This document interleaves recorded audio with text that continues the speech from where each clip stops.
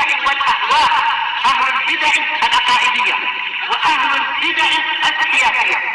نقول بيننا وبينكم السلف، بيننا وبينكم الكتب، كان فيقول البدع بيننا وبينكم. الحمد لله رب العالمين،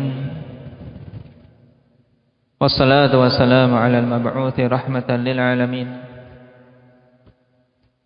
وعلى آله وأصحابه ومن تبعهم بإحسان إلى يوم الدين. Amma ba'd. Pembahasan yang lalu berhubungan dengan surah Al-Lahab, atau juga dinamakan dengan apa? Indak ya Mujahid?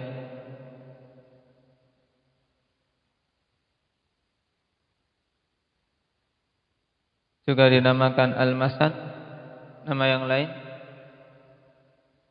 Surat Abi Lahab. Terus surat Al-Lahab sudah. Yang belum apa? Tabbat. Nah, taib. Dalam surat ini Allah Subhanahu wa ta'ala berikan kabar tentang akhir dari Abu Lahab bersama dengan istrinya, bahwasanya mereka adalah penghuni neraka. Ijlis. Naam. Dan sebab utama kenapa kok Abu Lahab mendapatkan hukuman yang sedemikian dahsyat? Indak ya Nabil, kenapa?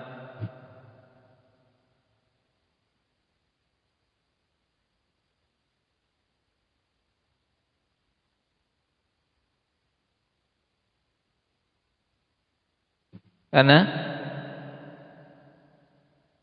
menceraikan istrinya. Menceraikan istri boleh-boleh saja.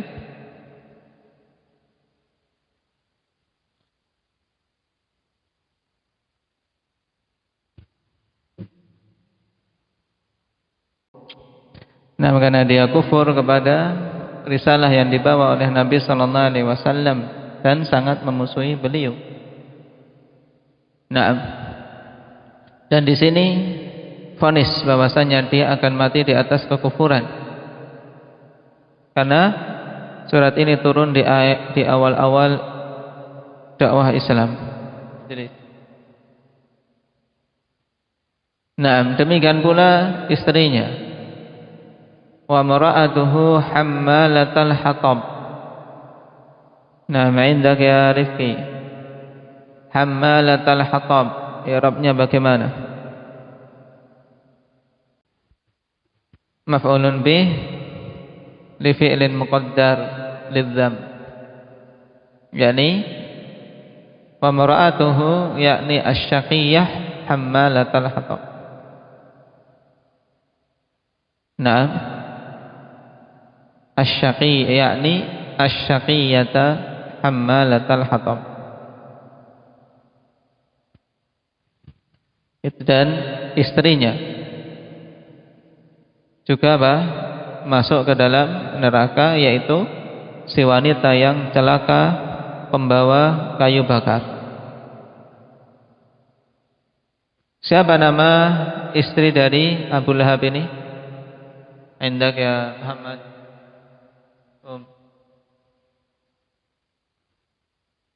Arwa bintu Harb.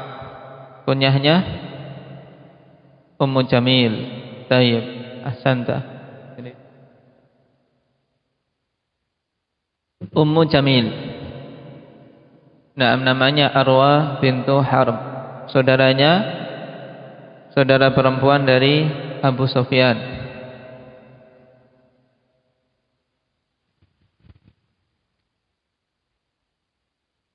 Dan sekarang tersisa satu pembahasan berhubungan dengan dia.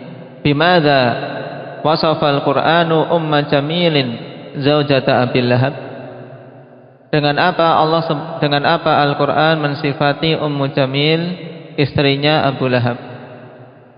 Al-jawab, hammalatul hatab, pembawa kayu bakar. Nah, dikarenakan usaha dia untuk menyakiti Nabi sallallahu alaihi wasallam dengan menebarkan kayu-kayu berduri di jalan yang akan dilalui oleh Nabi sallallahu alaihi wasallam. Nah, sehingga turun ayat memberikan laqab untuk dia sebagai Hammalatul Hatab. Isyarat bahwasanya dia sendiri yang menyalakan api nerakanya dengan perbuatan dia tersebut.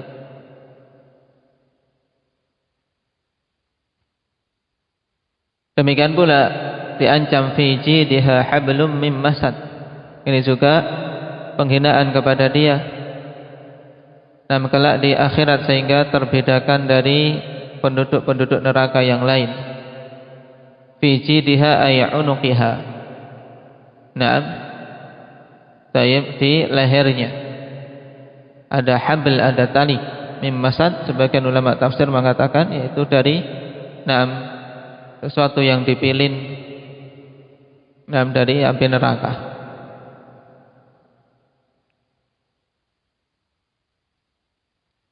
Nasallallahu al-afiyata wassalam. Dan demikian setiap orang yang memusuhi dakwah Islam, ikhwanifillah, maka mereka terancam dengan kecelakaan. Tidak bermanfaat harta, demikian pula usaha serta anak-anak. Sebagaimana dalam ayat yang kedua, ma aghna anhu maluhu wa ma kasab. Tidak bermanfaat baginya harta dia, wa ma kasab, dan apa saja dia usahakan, termasuk di dalamnya anak-anak. Anak-anak termasuk usaha dari orang tua. Dia memiliki anak-anak tapi tidak bisa memberikan kemanfaatan kepadanya.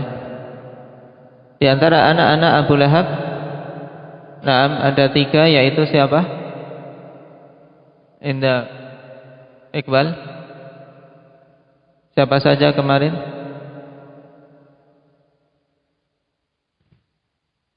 Utbah. Kemudian Tayyib, kemudian Utaibah dan Mu'tib.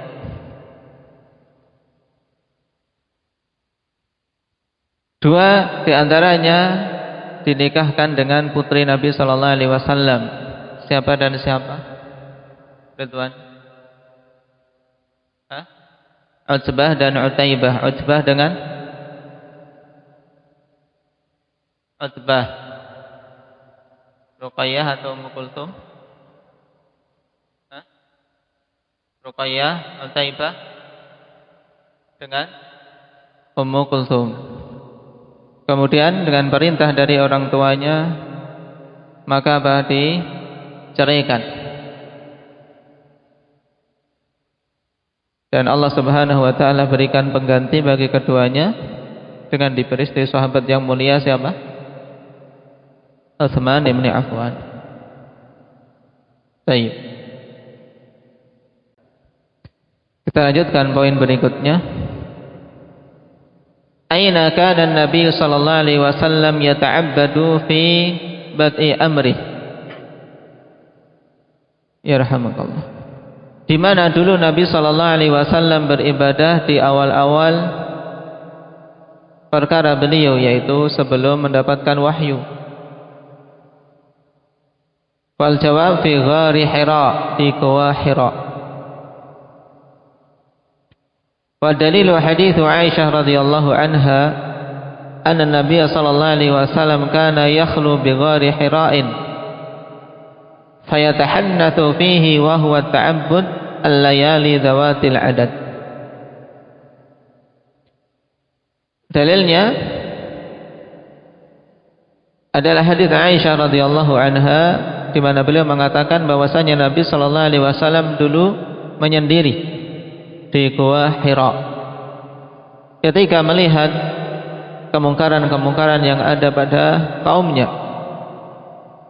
juga kesyirikan yang fitrah beliau mengingkarinya.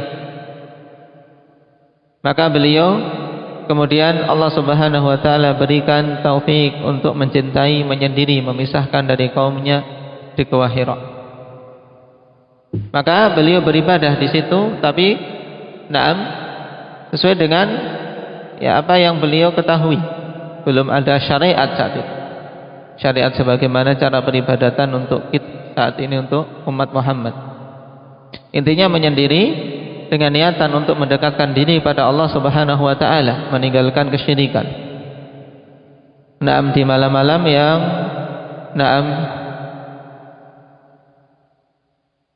al-layali dzawatil adad, yaitu di beberapa malam. Yaitu maksudnya malam-malam yang berbilang. Yaitu tidak hanya semalam, 2 malam, tapi banyak. Rasulullah sallallahu alaihi wasallam menyendiri demikian. Dan memang ikhwani fillah, sebelum turun wahyu di umur yang ke-40 sebagaimana nanti akan kita baca, Rasulullah sallallahu alaihi wasallam telah melihat hal-hal yang aneh. Sebagaimana di antaranya beliau sebutkan ketika telah menjadi rasul, bahwasanya sebelum diangkat mendapati batu yang salam kepada beliau. Sebagaimana dalam hadis Jabir bin Samurah dalam Sahih Muslim, Rasulullah sallallahu alaihi wasallam mengatakan, "Inni la a'rifu hajaran bi Makkah kana yusallimu alayya qabla an ub'ats. Inni la a'rifuhu al-an." Sungguh aku betul-betul tahu sebuah batu di Mekah yang dulu mengucapkan salam kepadaku sebelum aku diangkat menjadi rasul. Dan sungguh aku mengetahuinya saat ini. Ini hal pertama di antara keanehan yang didapati oleh Nabi sallallahu alaihi wasallam sebelum diangkat menjadi rasul, yaitu adanya batu yang mengucapkan salam kepada beliau. Yang kedua, sebelum diangkat beliau melihat, terkadang melihat cahaya dan mendengar suara. Sampai-sampai mengeluhkan hal itu kepada sang istri, "Apakah aku ini gila?" Sebagaimana dalam riwayat yang sahih dalam Musnad Ahmad dari Abdullah bin Abbas radhiyallahu anhuma, anna Nabi sallallahu alaihi wasallam qala li Khadijah, "Inni ara daw'an wa asma'u sautan wa inni akhsha an yakuna bi junun." Sesungguhnya aku melihat cahaya dan mendengar suara, dan sungguh aku khawatir aku ada kegilaan. Tentunya karena ini sesuatu yang tidak lumrah, dan beliau saat itu belum tahu apa ini. Terkadang ada suara yang tidak didengar yang lain, kemudian juga melihat cahaya-cahaya.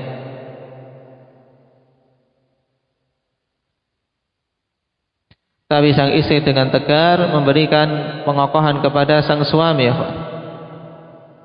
Bukannya malah ikut bingung, waduh suamiku gila. Tapi dengan sangat tegar sang istri memberikan ketenangan kepada suaminya, karena tahu tidak mungkin orang sebaik Muhammad sallallahu alaihi wasallam kemudian akan ditimpakan kegilaan oleh Allah Subhanahu wa taala. Dalam artian keyakinan dan husnudzan dia pada Allah yang sangat kuat. Maka dia mengatakan, "Lam yakunillahu la yaf'alu dzalika bik ya ibn Abdullah." Sungguh tidak akan mungkin Allah Subhanahu wa taala melakukan yang demikian itu kepada engkau wahai anak Abdullah. Kenapa? Karena tahu kebaikan-kebaikan Muhammad sallallahu alaihi wasallam. Seorang yang jujur, seorang yang suka membantu dan seterusnya. Dan ini bukan seseorang mengklaim mengetahui ilmu ghaib, tapi ini diucapkan karena apa? Betul-betul thiqah billah, betul-betul yakin kepada Allah Subhanahu wa taala.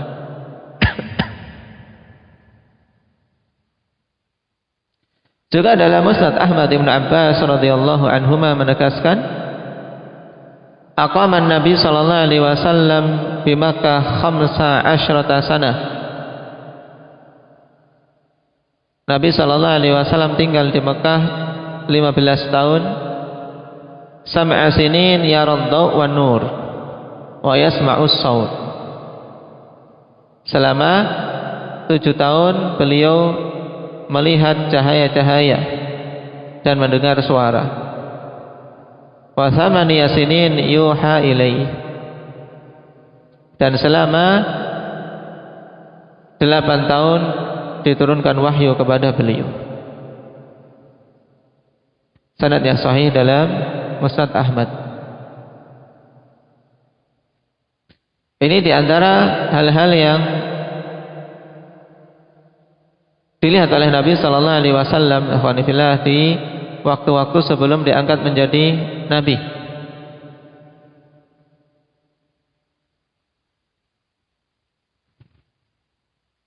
Kemudian Allah Subhanahu wa taala turunkan wahyu ketika beliau genap umur 40 tahun. Sebagaimana dalam pertanyaan berikutnya, mata nazala alaihi wahyu sallallahu alaihi wasallamnya dikedepankan ikhwan.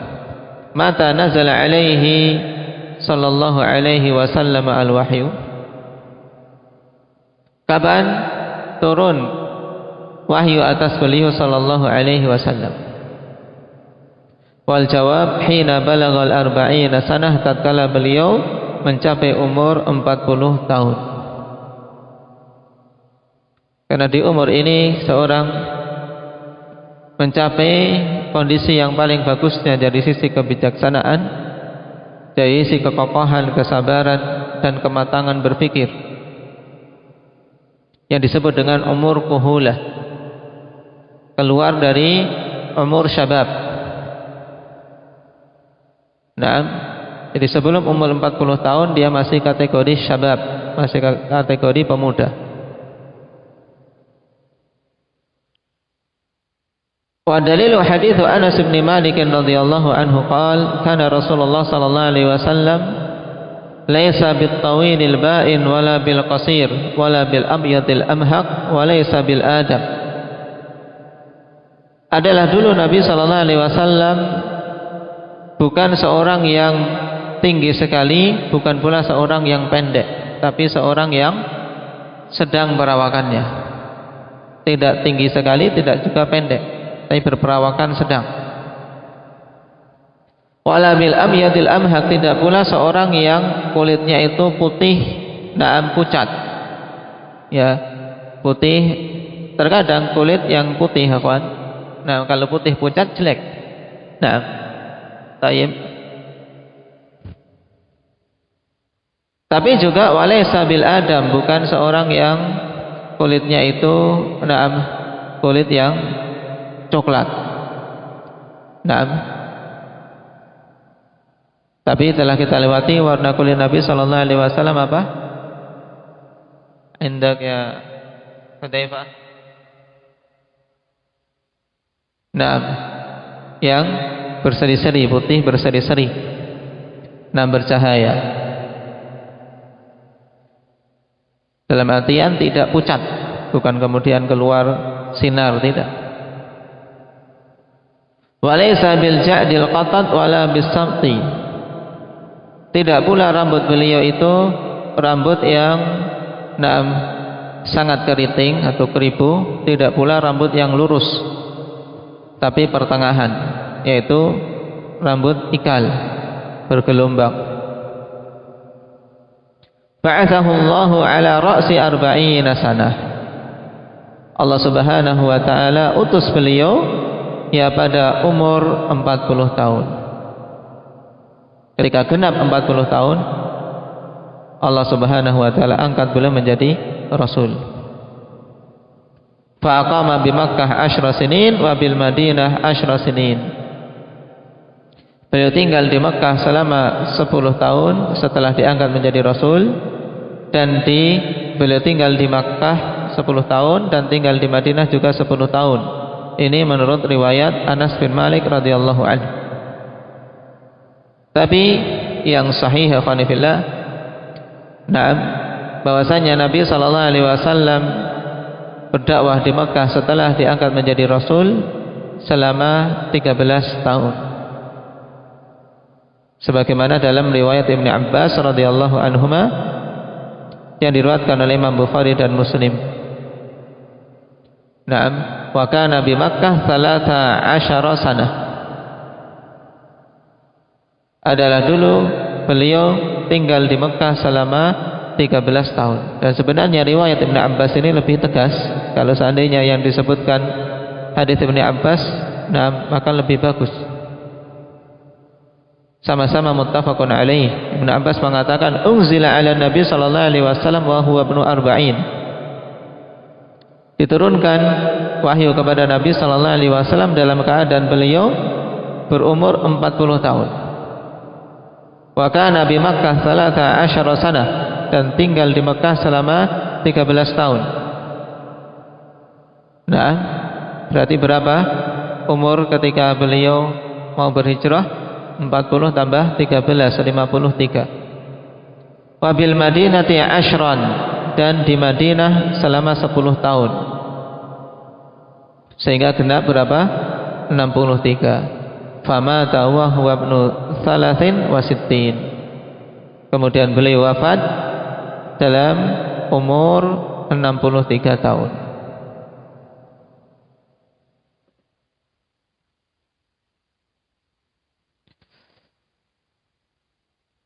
Qala fatawaffahu Allah wa laysa fi ra'sihi wa lihyatihi 20 sya'ratan bayda. Kemudian Allah Subhanahu wa taala wafatkan beliau dalam keadaan tidak ada di kepala beliau, juga di jenggot beliau 20 helai rambut yang berwarna putih. Dalam artian sangat sedikit uban Nabi sallallahu alaihi wasallam ketika beliau meninggal. Sehingga siapa saja kok bermimpi bertemu dengan Nabi sallallahu alaihi wasallam tapi rambutnya putih, maka ini jelas dusta. Kenapa? Karena Nabi wafat dan jenggotnya atau rambut kepalanya ubannya sangat sedikit, tidak mencapai 10 helai, berarti tidak mencapai 20 helai.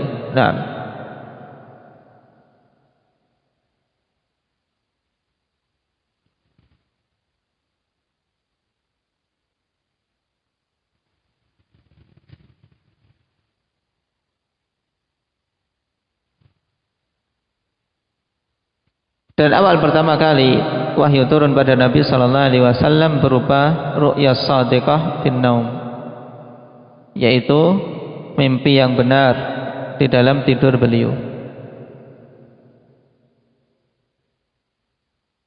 Kemudian baru datang Jibril dalam keadaan beliau terjaga. Jadi awal pertama kali berupa mimpi, bermimpi Jibril datang.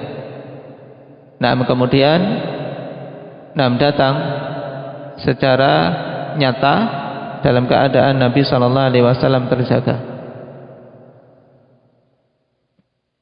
Tapi yang pertama kali berupa mimpi yang shadiqah, dan mimpi para anbiya ikhwani fillah adalah wahyu.